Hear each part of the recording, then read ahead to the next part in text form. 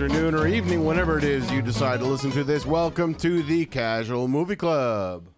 Hey, what's up, buddy? Hey, Brian, how you doing? I'm good, John. How's it going? It is awesome. It is we awesome. just got our shit working. Yeah, we had some technical difficulties leading up to this. Yeah. So, but we had watched a pretty fun movie tonight, but first and foremost, before we get into that, Brian, how are you? I'm good. Are you doing real good? Awesome. Yeah. How are you? I'm good. Yeah. I'm real good, man. Yeah. I'm feeling good, man. I got my Fireball in my glass here. I mean, I'm running a little low, but I'm feeling good. I'm feeling good. Did you really enjoy this movie that we did? Now, when we say this movie, for those that are curious, we are talking about Wild Wild West. Yes. With Will Smith, Kevin Kline, Kenneth Branagh, and who was the girl? Was it Salma Hayek. Salma Hayek. 1999. Yes. Now, yes, I really like this movie. Yes. You do. You do. You were excited about it that last week. We talked about it a couple times this week, and you were pumped. You were pumped to watch it. I love this movie because it's so cheesy. The cheese factor. Normally, I'm not a fan of cheese, but I love the cheese factor in this movie. I don't know why. That's what I hated about it. And it's hard to explain. It's hard to explain why I like the cheese so much in this movie, but I just feel like it works in some really weird way. Well, Will Smith works. And so does Kevin Kline. Kevin Kline works also. For me, this film drug on. It was very slow in parts. The train scenes in particular, the action just crawled to a halt. Even when they were having the train chase, that was just, it went on for way too long. Now, the puns, go on. Oh, the puns were great. The puns were not great. Well, I say great meaning sarcastically and facetiously, but, the train chase was not that long because they went into the tunnel and then, it felt like forever. It felt like they were on the train for a quarter of the movie, easy. No. No, I don't think so. But before we dive into the actual movie as a whole, what did you think of it? Because I think you all know what I thought of it. But what did you think of it? I feel violated. Oh my goodness! I may need more Fireball. My personal space has been violated.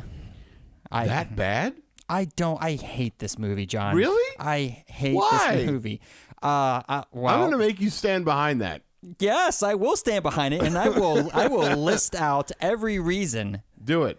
I got all night. Go ahead. The film doesn't know what it wants, what it's supposed to be. Is it a comedy? Is it an action? Is it some kind of romance? They're trying to combine genres here. We've got a Western going on here, but there's elements of steampunk in it also. The writing is sloppy. It's sloppy as shit. Now, okay. You and I could bang out a script that's far more coherent than this.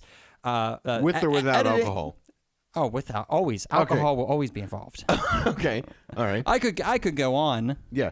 But you got to admit, because this is something I was going to bring up, you got to admit the steampunk stuff was cool. It was cool. It was cool. The execution was poor. There's too much moving parts in the background. They're on the spider at the end. That's the whole essence of steampunk, though. It was distracting. You think so? This execution of steampunk was distracting. Okay. Go on. The editing was subpar at best. There were some cool effects. I will give you that there were some very cool effects. Right. But there was copious use of green screen to ill effect. Yes, and that is something I am giving major points towards when we get to the numbers. But I definitely could tell there was a shit ton of green screening. And it was, I mean, I kind of feel like at points now I happen to really enjoy this movie because it was funny, it was cheesy, it was kitschy, you know, for those reasons. But there was definitely a lot to be desired in the technical department. Yeah, and I could shit on this all night, but I don't want to over. I don't want to That's why over. you picked this last week. I don't want to overshadow. I don't want to overshadow your highlights for this. It won't be a very enjoyable podcast if I'm just pissing all over the movie all night long. Sure, I get that. You know, and the thing is, I mean, and I'll be completely honest. We would not be doing this podcast if we didn't respect each other's opinions. Oh, yeah. You know, I respect your opinion, and I'm assuming you feel the same about me. I absolutely do. Wonderful. I'm not going to take away your enjoyment of this movie. I appreciate that. Yeah, you love this movie. When we brought it up, yeah. I love this movie because it's so much of a hodgepodge of so many different things. And like you said in the beginning, you know, this movie doesn't really know what it wants to be. That might be the reason I like it so much, you know? Yeah. Because it has all these elements of different things, but it's not one thing. It's a Western, it's a comedy, it's a drama, it's a romance, it's a science fiction in a way almost. Yeah, absolutely. You know? It has all these elements, but it's not enough of one to make it that kind of a genre, if that makes sense. You know, it takes place in a Western, you know, it has elements of science fiction, it has elements of comedy and elements of drama. And actually one of the trivia elements of this, one of the trivia things on IMDb actually said that, you know, they had gone through a number of revisions to the script because there wasn't enough comedy in there, and test audiences were saying they didn't know what kind of movie it was.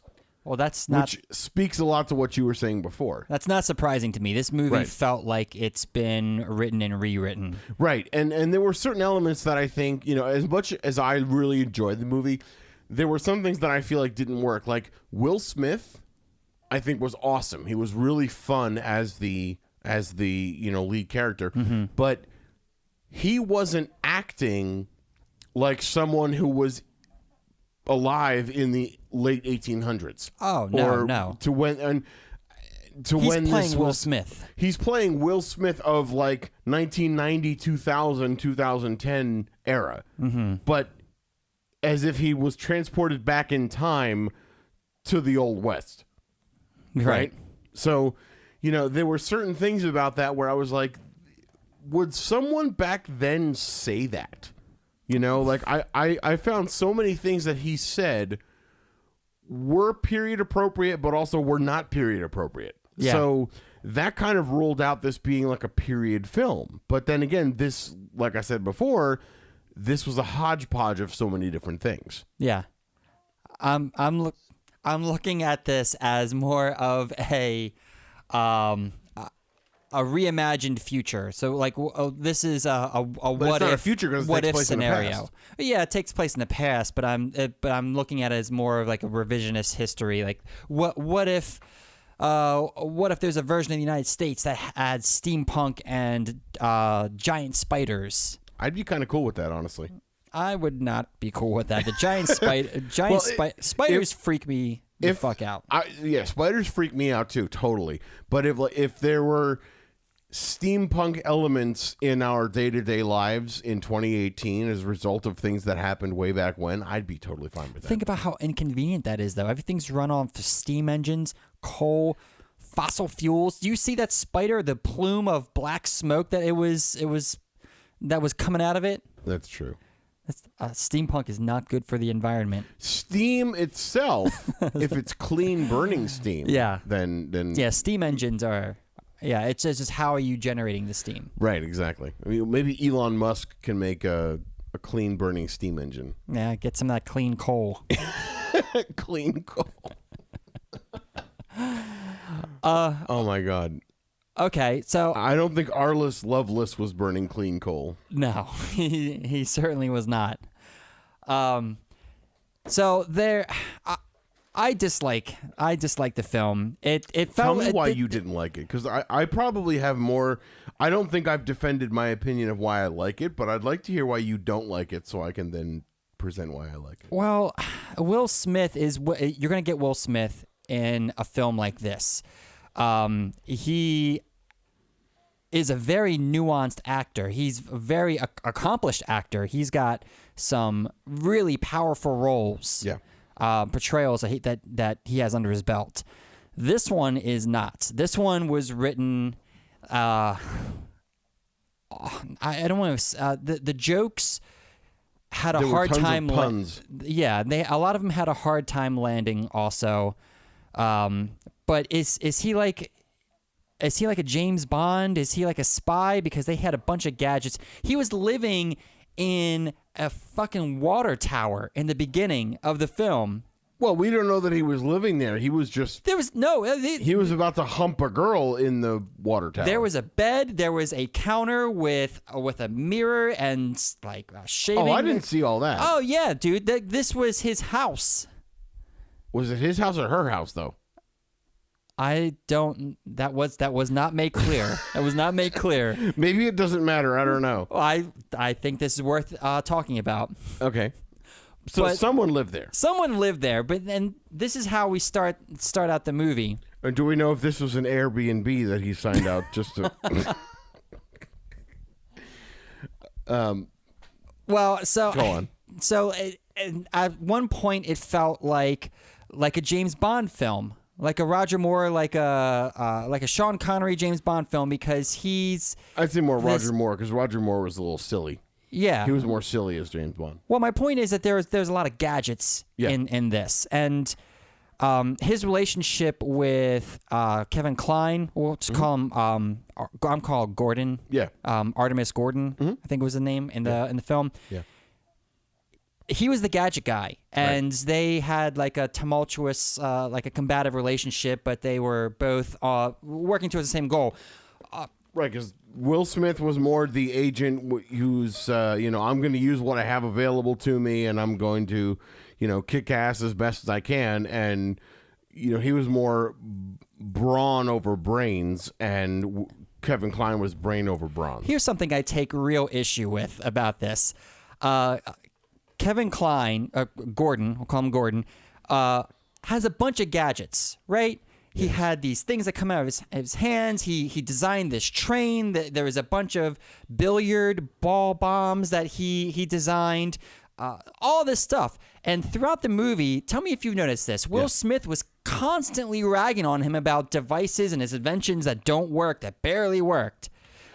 Right. And it came to it for me. Yeah. It came to a head when he designed the flying machine based off of Da Vinci's thing, right? Right. And they fly off the cliff and they start flying, and Jim West, Will Smith says, "Oh, I guess finally one of your inventions worked out." Motherfucker, when did any of his inventions not work? The rope that he gave him did. All of his inventions worked. Right. They all worked because, he had all these little gadgets built into the train, especially like when Will Smith landed on the pool table and he got strapped into the pool table, flipped over and sunk down to like inches above the ground underneath the train as it was moving. Not one of these inventions failed. All of them did exactly what they were supposed to do. Right. And a lot of it was like dumb luck too. Remember the rope when Will Smith was when he was going to get hanged? Yeah. And it was the expanding rope or something? Expanding rope, and he just catapulted himself at just the right angle to land in the back seat of the carriage. Yeah. Like, I'm willing to suspend disbelief, especially you for an have action. To suspend disbelief with a movie like this. And I have, but there's just something about the sequence of events, the dialogue that's written out for these unbelievable characters. I hate this movie.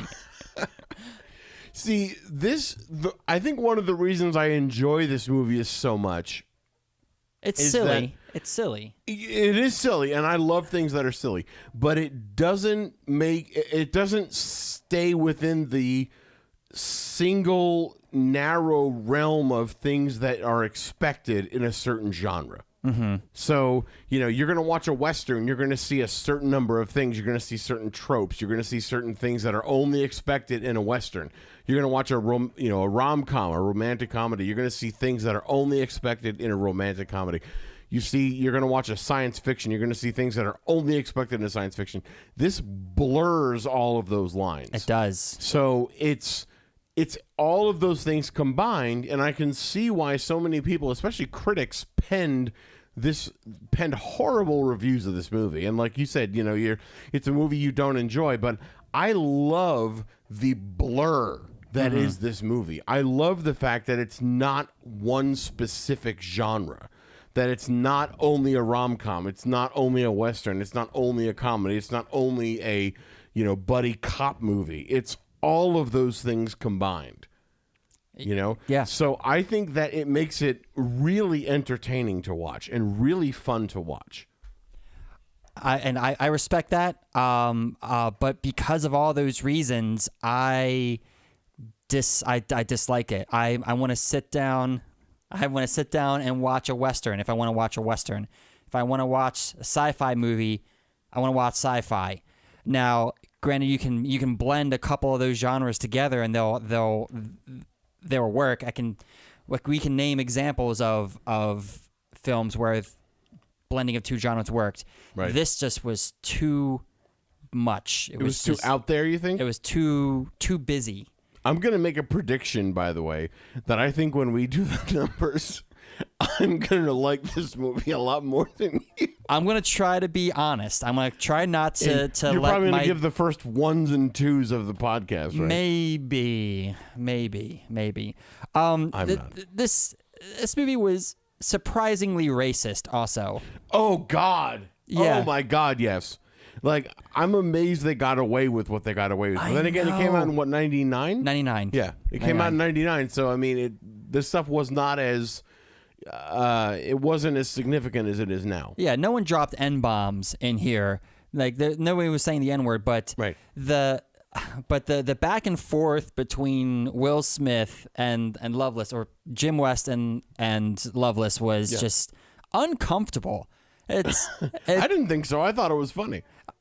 Well, it made me uncomfortable. Okay. They would just make jabs at each other, and like Loveless would say something about Will Smith being black, or like I haven't seen you in a coon's age, or just really uncomfortable. And then Will Smith would retort with something, because Loveless's character has no legs, so he'd say, "Oh well, these beautiful women make you want to stand up," or whatever. I mean, but I don't think that. And again, this is just my opinion. I don't think that that's all that significant. I think it's just like, I almost want to say friendly jabs back and forth between the two, even though they're opponents, they're foes. But it's like friendly jab to friendly jab to friendly jab. But I see what you mean, though. I get what you mean. Yeah, for me, it's just he's disabled. And he's like, "Oh, well, at least I got legs." And the other guy's like, "Well, at least I'm not black." There was a bunch of that. There was a lot of that. There was a lot of that. Yeah. I could go on. I know you could. Yeah. Do you have anything else? Like, I really enjoyed. Now, the funny thing is, and I know we're going to get into this in the numbers, but I really enjoyed the use of visual effects for the steampunk elements of it and all the machinery kind of elements of it. Mm-hmm. But the fact that the green screening was so bad, it's really going to take away when we do the ratings. So I mean, I could go for ratings if you're ready to do ratings. Let's. Because I don't think there's anything else I can think of that I'd want to talk about other than going ratings. Yeah. I think I've said about as much as I want to say. All right, why don't you start us off, Brian? Pardon me. Tonight's episode brought to you by Fireball, and what are you drinking? I'm drinking Bullet Bourbon. Bullet bourbon. Awesome. Yeah, Frontier whiskey. Very nice. Cool. Okay. I think. What? I'm loading the site right now. It's taking a little longer than I expected. Yeah, that's not uncommon. Okay. So, would you like me to start off with acting?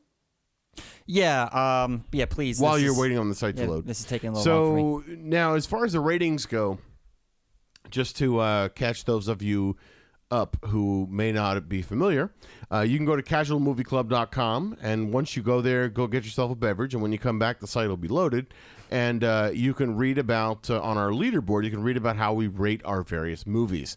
So we have our own scale, mainly talking about things like the acting, how well did the actors convey the story, how believable were they chosen well, the script, how well was the dialogue written, the quality of the writing. Then the presentation is kind of the more technical approach, the use of editing and visual effects. Too much, not enough. How was the sort of technical aspect of that? Music and sound, everything for your ears. So the soundtrack as a whole, sound effects, score, music, etc. Uniqueness. Has this movie been done before? Is this something you've seen before? And also then something we used to call it the sleep factor, but now we're calling it the engagement factor. How likely are you to stay pulled in and drawn into what's going on? Or how likely are you to grab your phone? So, and check Twitter and text your friends and so forth. The higher the number, the more engaging the movie is. So that being said, I'm going to start out with the acting. How well did the actors convey the story? I think the acting in this was fine. I really enjoyed Kevin Kline and Salma Hayek and Will Smith. Mm-hmm. Were they period actors? Not at all. Was this a period piece? Not at all. But it was enjoyable. I'm just going to say it was fine. I'm going to give it a 3.5. 3.5? Yeah. So, and now to commence with the shitting on of this movie in numerical form, Brian, ladies and gentlemen. All right. I agree with you that it was fine. There was nothing that was horrible. The worst thing so that I can... it a 5? Cool. Okay, moving on. The worst thing that I can say about this is Salma Hayek's accent. That she it came and gone. Yeah, it came. It was all over the place. There was some points where I thought she almost sounded German. I'm actually going to revise my score to a 3. 3? Yeah, I'm going back to a 3, but go ahead. Okay, but things like that really stood out to me and really pulled me out of it. And I'm just like watching her enunciate her words and just like, yeah. So that was a real low light for me. Will Smith was awesome. He was awesome. But your insight into him being Will Smith from the 90s really rings true. So, I mean, the acting... he's supposed to be like this gunslinger spy guy in the 1800s, but he's more like Will Smith. Right. So that that acting in that aspect of it, not impressive. So all that to say, I will rate this movie a 2.5. Oh, going below 3 for the first time in Casual Movie Club history. I just really wasn't impressed with the acting. All right. Well, keep it going. The quality of the script. Well, I think I've said everything that I need to say already about the script. The redeeming qualities about the script. The spider was pretty cool, I guess. The genius of Loveless and all of that, I guess. I'm really not a fan of the script. I'm going to give this a 2. Oof. I'm going to give the script a 2. Wow. Okay. Well, I'm going to stay with you on some of that. I as someone who really likes things that are silly and really likes puns and that kind of thing, that's going to sort of give this some bonus points in a way. So I'm going to give it a 3, only because I'm going to put it right in the middle. I liked the puns and the silliness of it, but I know that there was certainly room for improvement. It wasn't anything to write home about. Now, presentation-wise, I am very, very torn on this because there were things I really liked, and then there were things that detracted from what I really liked. So I really liked the steampunk element, the sort of production value of the intricacies of the machinery, you know, and the sort of the clever usage of mechanics and that type of thing. So I really liked that aspect of it. But then there were all those blatant green screens and just some of those things where I was literally just not believing a word of it, or not believing what my eyes were seeing what my eyes were seeing, and not in like I don't believe my eyes. It was like, that looks fake. Yes. You know, so for presentation, and this is really, I find it really difficult to do this because I want to go higher, but I want to go lower. I'm just going to, with all the highlights and lowlights, I'm just going to give it a 3, an even 3. Wow. I feel the same as you do. I liked a lot of the gadgets. I liked a lot of the stuff that they did on the trains. I liked the sets, especially the hidden compartments with the guns. Oh, yeah. The pool table, again, all the chairs, all that kind of stuff. I liked all that. Green screen, obviously low light. But yeah, I think I'm right with you. I'm going to give this a 3 for presentation. Cool. For music and sound, you might be surprised by this, but for me, I may have spoken about this before, but for me, a good soundtrack is a soundtrack that I don't notice. And that means that the music was doing its job. It was pulling me in and keeping me engaged in what was happening on the screen. Now, this soundtrack didn't blow me away, but and I did notice some parts of the score, and it wasn't bad. It really wasn't bad. I don't really have anything negative to say about the score, and for that, I'm going to give it a 3. Okay. Yeah, I'm kind of in the same boat because I know that I completely agree with what you're saying as far as a good soundtrack is one that doesn't jump out. I personally don't think that this was a great soundtrack as far as the music is concerned. You know, I liked the sort of use of the sound for, you know, accompanying all the steampunk elements of it, but I feel like it was just enough to make it work on screen. So I'm going to echo what you're saying and give it a 3. I'm going to give it a 3.25 as well. Just, I'm going to give them a little bit more for effort. You know, Okay. the sound department did put some effort into this. Uniqueness. I cannot honestly say that I've seen a movie like this that sort of blurs the lines of all these different genres.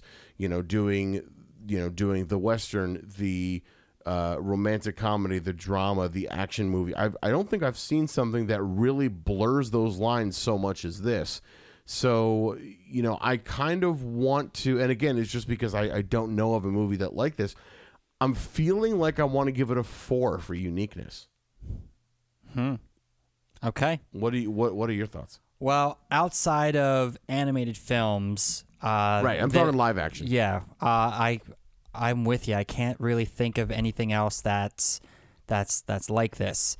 The only thing that would detract from my score would be the fact that Kevin Kline and Will Smith they're like buddy cops, Right. almost, and you have the same kind of relationship in Lethal Weapon. You have the same kind of relationship in Rush Hour. Yeah. God, Shanghai Noon. So Right, but that's only one element of the whole thing, because this is in a Western. There's the romantic comedy. There's the steampunk element of it. There's the, period piece of it. So I think there's a little more to it than that, no? And for we talked about this earlier, that is a huge detractor for me, because this film just doesn't know what it wants, what it's supposed to be. Shanghai Noon, that's an Eastern Western film. Right. Rush Hour, that's a crime, that's a buddy cop film. But it's still East meets West.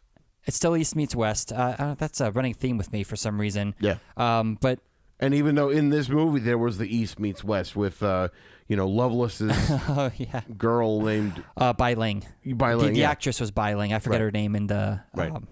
Bai Ling is crazy. We should watch more movies with Bai Ling. Sure. Yeah. But anyway, what do you want to give this for uniqueness? I'm gonna have to give it a 3.5. Okay. Yeah, just for I stand by what I said. The fact that this movie covers multiple genres, I don't think is a redeeming factor for its uniqueness. Okay, I respect that.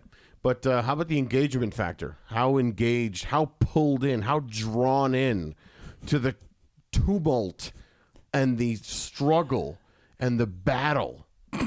How engaged, how drawn in, how glued to the screen were your eyes? Tell me. This is I knew you would do this. This film is a total background film. I would put this on while I do the dishes, clean the house, fold the laundry.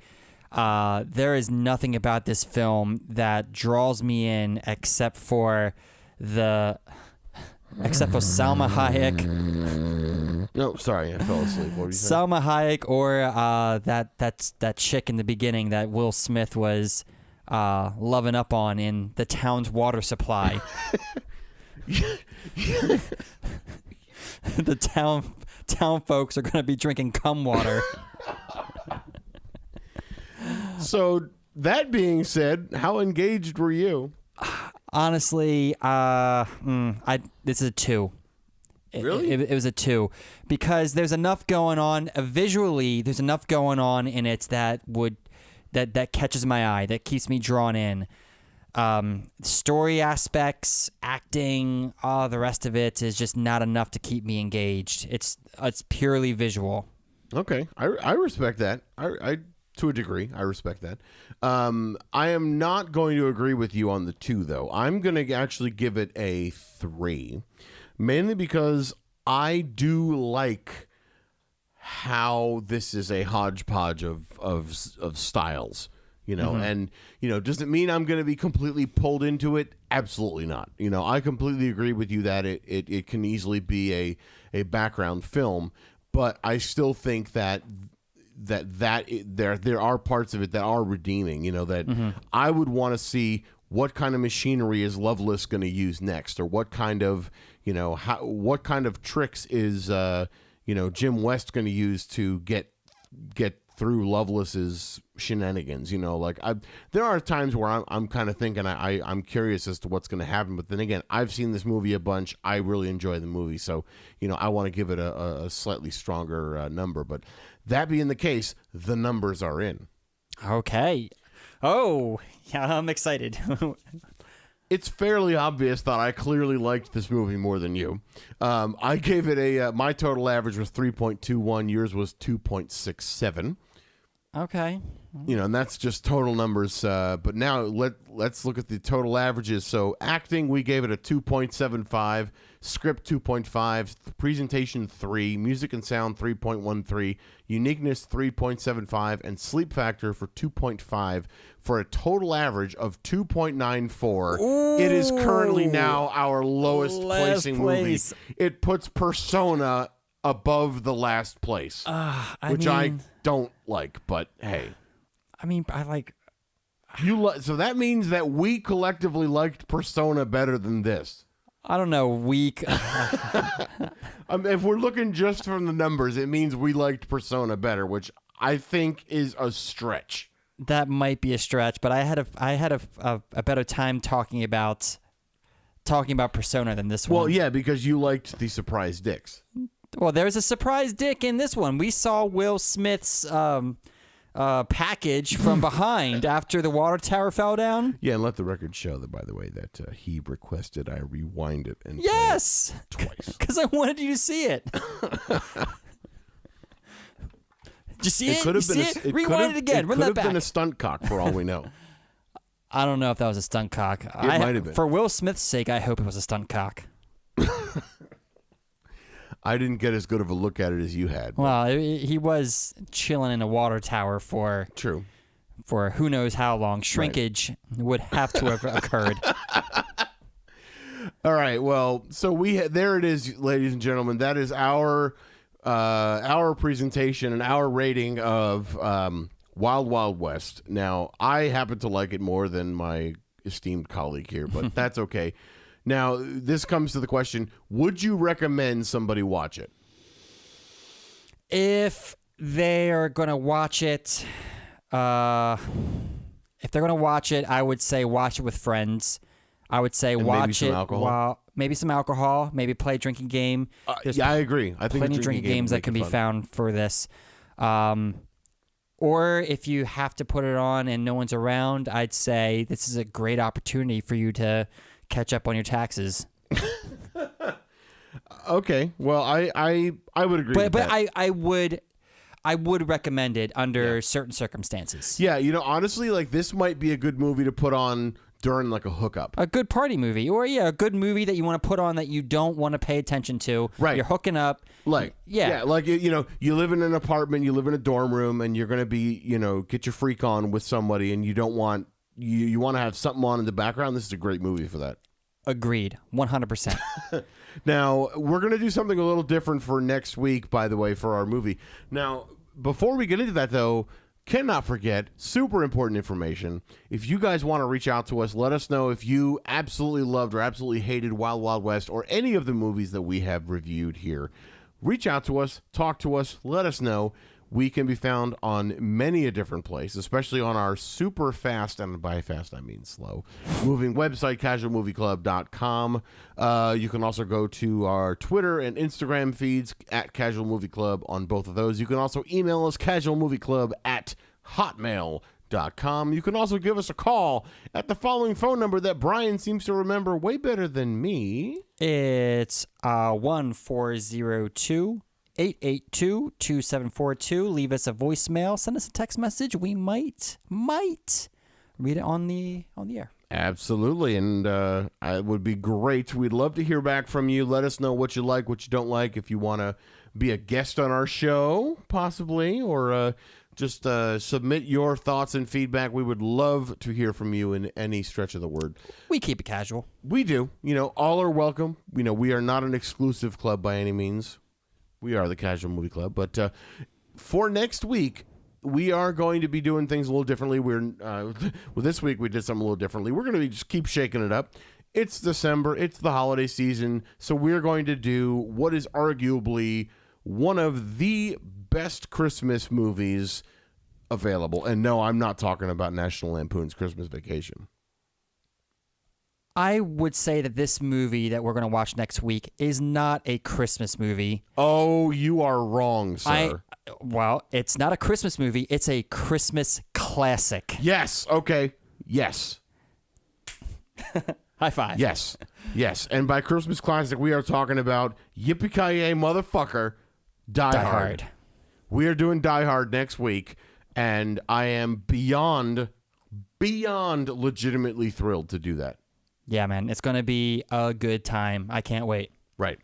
So, you have anything else you want to say to everybody before we sign off? No, I think that's about it. I'm looking forward to reviewing Die Hard with you, and yeah, I'll see you next time. We're gonna be out for a couple weeks afterwards, right? Oh yeah. So after Die Hard, we'll be off for the holidays.